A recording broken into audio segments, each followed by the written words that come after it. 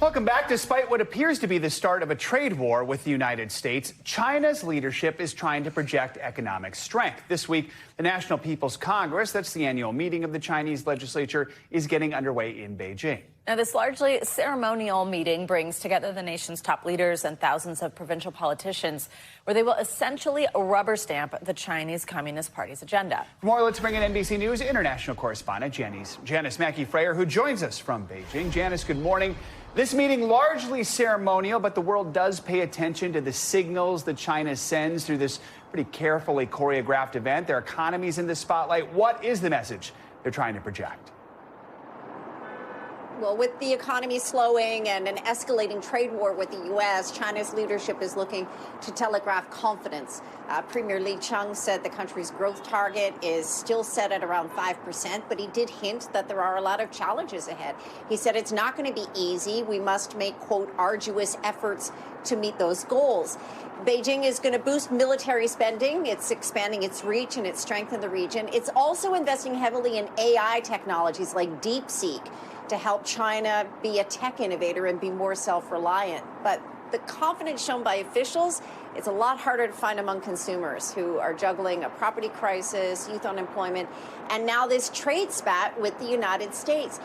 These people are looking for economic stimulus, incentives, support payments, and so far there is no big package that's been revealed. But overall, the message is that China and Xi Jinping are not altering course despite turmoil in the world and obviously more combative President Trump.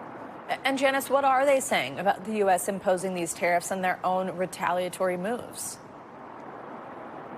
Well, officially, there's now this move toward defiance. Yesterday, the foreign ministry spokesperson said China is ready to fight to the end.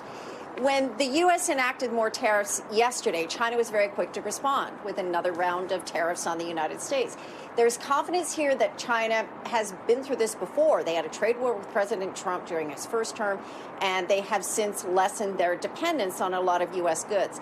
But I asked one delegate today, who incidentally was a tech executive, whether China was worried about tariffs, and he told me, we never worry about it. We focus only on ourselves, how we can do better, and we don't worry about others.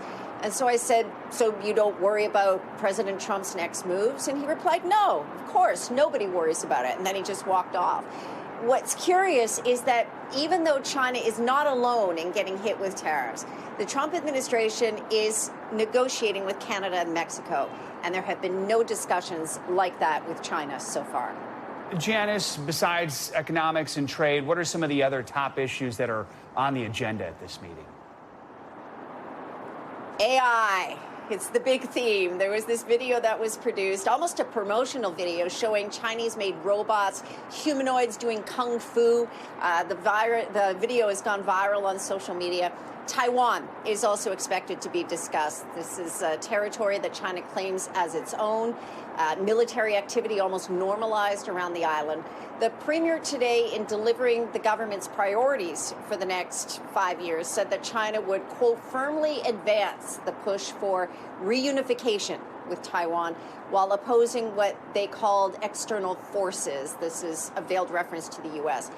What's happening with Ukraine and that Oval Office meeting between President Trump and President Zelensky are being very closely watched in Taiwan and also here in Beijing. It's being seen as a way to measure U.S. support beyond arms sales. Thanks for watching. Stay updated about breaking news and top stories on the NBC News app or follow us on social media.